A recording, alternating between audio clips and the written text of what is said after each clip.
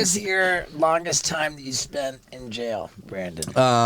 A few months over a year. Few months over a year. That was consecutive. Yeah. Yeah. Whoa. So at that point, I had made it. I had graduated to the penitentiary. For sure. Yeah. Wow, Well, because that's- after, if you get a year or more, you don't go to county, you go to the... Yeah. county jail is by definition for under a year. Yep. Over a year, by definition, is prison. What was your longest? 10 days. 10 days? Oof. Vinny? 6 months. Jesus. Okay, so when you went down for this penitentiary bid, Yeah. you were aware that you were going. You had to surrender yourself.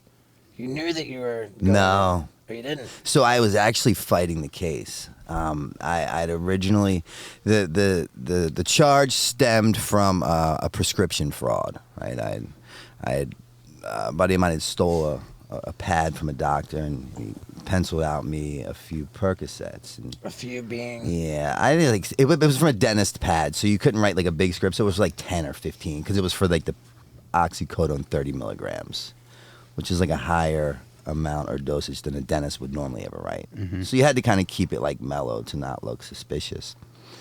And I had went to the pharmacy. It was actually during the time we were filming. Number 2. Yeah, Jackass #2, and I was ill one day, and I had this leather jacket on with all these different pockets, and I was like rummaging through my stuff, hoping to find something. Now, when you say ill, you mean dope sick? Yeah, Okay. yeah, withdrawing, and I was trying to find something to hold me over through the day, and I found this pad, this piece of paper, so I went to the pharmacy down the street, and You committed fraud. yeah, totally. Undermine that. When you wrote it out yourself? No, it was already written out. Oh. But it didn't matter. It was I intentionally Okay. handed it over. So you committed fraud. Yes. You pled not guilty when you knew damn well that you were guilty. I forget what my plead was, but I was fighting it, and my lawyer ultimately got me a sentence of 11 and a half months to 23, but I was going to serve 30 weekends and 6 months house arrest is what it equated to. Oh, so you had ample opportunity to put your prison pocket to use. I did, and that's exactly one of the reasons why I ended up going to prison. So every little weekend release, Yeah, you'd yeah. load up the prison pocket. All day long, which was really just prolonging the inevitable, because when I got sober, I actually had to have hemorrhoid surgery because my asshole doubled as a suitcase for so many years. Yeah, what's the most you put up there? It wasn't about how much, it was really the way that I put it up there. Like, it was just raw and Just rough. It was like a raping. Aggressive. Yeah, very aggressive. Sack of rocks. What was your process, though? Did you have to like make a little what they call a bullet? Dude, my process was just quick and fast. Like, for I'd sure. sit in the parking lot of the jail, and my buddy would be dropping me off, and I'd rip off the cigarette pack, the cellophane, and I'd throw the bags in there, and I'd take a lighter, and I'd light that to make Jesus. which is, think about the edge, like a burnt, Yeah. wet, and then just Yeah. spit on it and just shove it up. Yeah. It's like a butthole key bump. Just spit on it. Yeah. Really enjoyed that a lot. Yeah. Yeah. So, dude, one time we were on tour with Fuckface Unstoppable, and we were in Europe, and we happened to be in this area where they sold a lot of smack, and I didn't have any money. I'm like, bam, give me $100. He's like, fuck no, I know what you want it for. And I wouldn't leave him alone, and he's like, shove this rock up your ass, I'll give you $100. I shoved the rock up my ass. A real friend. He really cared about my well-being that day, and we have all this on footage too. Actually, thank God. So I then go get the heroin, forget about the rock being up my ass, and I Wait, hold on a second. You forgot the rock was up your ass. yeah, because dude, I'm like comatose at this point. Yeah. $100 worth of smacks, like. Yeah. So we do the show, and all of a sudden, I would open up for Fuckface, and I would come out as Phil Collins. You know Phil Collins, that song "In the Air of the Night"? Yeah. Because I would go on tour with those guys, but I was just the fucking biggest asshole because there was no relevance or connection with me with the tour. Like, I played no music. I was in no instruments. I mean, I'm not going to go that far. There's absolutely a relevance and a connection. Like you're in Bam's world, and it's like you're opening up the show with craziness. The show is all about being crazy. Well, I wasn't opening it yet. This is the build up to where I found my place in that tour bus, because I would just, like, Bam was about it, and I'm his best friend, so he just let me do whatever. But the rest of the guys in the band who actually cared about playing music fucking couldn't stand me, because I just, like, made life hell, and they had to endure my shit. Was Jess in the band? Jess, Chad. Oh wow, Chad Ginsburg. And Chad actually came up with this idea. They're like, Novak, you have to do something besides just be hell for us. So why don't you, like, open up for us? And I'm like, all right, but I don't play any, have no, like... You're like G.G. Allen. So here we go. You did. You spot it. You got it, man. He gets it. So we're like, all right, instead of Phil Collins, you're going to be Pill Collins.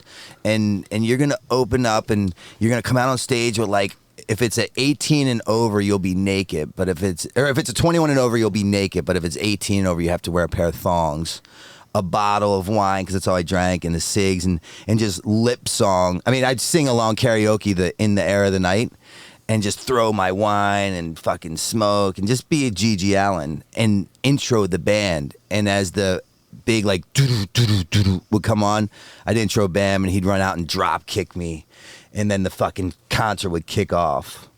Did you get any permanent damage from being drop kicked by Bam? Not that I'm aware of. I know that Dave England is acutely aware of. Really? He finally just had surgery on his neck. Oh. Yeah. Yeah, I think heroin helped me out in a lot of those more ways. bendy. Yeah, it was like a It's fucking like a wet drunk noodle. in a fucking DUI crash. That's why they always live. Yeah. So anyway, I'm now designated to be this guy who opens up for the band, and while I'm doing the concert, and Bam jump kicks me, this fucking rock shoots out of my ass, and I start bleeding. I start bleeding all over the fucking concert, like for real. How big was this rock? It was just like that. And did you have to spit on it to get it in? I'm sure I spit on everything to get in my ass. It was just like that. I can't even do that. So it wasn't quite a pool ball.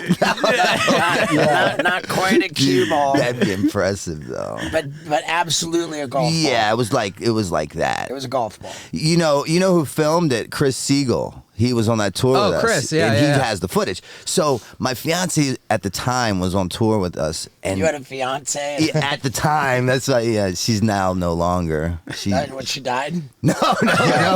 She came to her fucking senses and was like, dude, why am I with you?